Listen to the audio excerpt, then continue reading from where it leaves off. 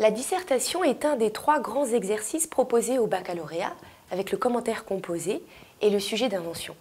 C'est un sujet qui est très peu choisi par les élèves parce qu'en général il fait peur. Alors qu'en vérité, la dissertation est l'exercice le plus simple à réaliser car il ne te demande que d'avoir d'une part des connaissances, d'autre part une méthodologie.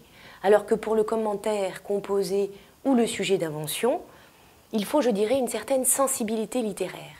Ici, quand on sait faire une dissertation, quand on a le mode d'emploi d'une dissertation, on sait faire toutes les dissertations. Alors, qu'est-ce que c'est que ce mode d'emploi pour la dissertation? Avant toute chose, il y a une première phase, préparer. Au brouillon, cela doit te prendre au maximum 1h30, de façon à ce que tu puisses réaliser en deuxième phase la rédaction de la dissertation, dont le cours sera fait dans une autre vidéo. Donc, par exemple, le sujet. Tu te demanderas si la tâche du romancier, quand il crée des personnages, ne consiste qu'à imiter le réel. Donc ça, c'est un sujet type bac.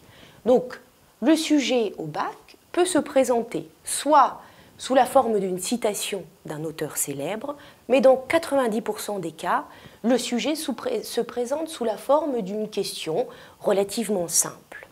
Alors, avant toute chose, petit 1, analyse du sujet. C'est la première étape que tu dois réaliser face à ton sujet de dissertation. Donc, comment t'y prendre pour analyser le sujet? D'abord, il s'agit de trouver les mots clés, c'est-à-dire les mots importants, de façon à cerner ton sujet et ne pas faire de hors-sujet. Cette étape est capitale dans la mesure où elle va déterminer toute ta dissertation. Alors, dans ce sujet, quels sont les mots-clés? Quels sont les mots les plus importants? Ici, romancier, et donc roman. Donc tu sais que dans cette dissertation, tu ne vas parler que du roman, donc ni du théâtre, ni de la poésie. D'autre part, il y a le mot personnage.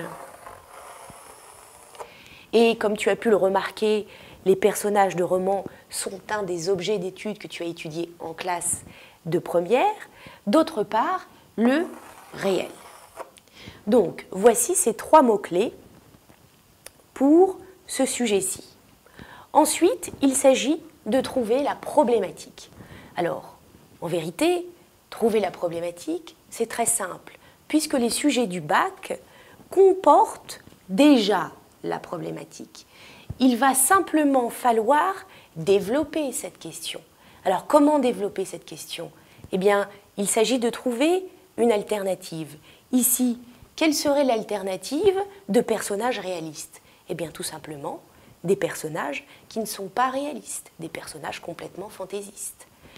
Donc, ici, la problématique, on pourrait la résumer simplement, il y aurait d'autres manières de le dire, mais on pourrait, par exemple, trouver comme problématique, ne serait-ce pas réducteur, de cantonner le personnage de roman à sa dimension réaliste, alors même que le roman est le genre libre par excellence, le genre protéiforme, celui qui peut prendre toutes les formes.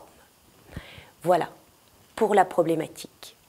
Donc, ici, il s'agissait de la grande phase numéro 1.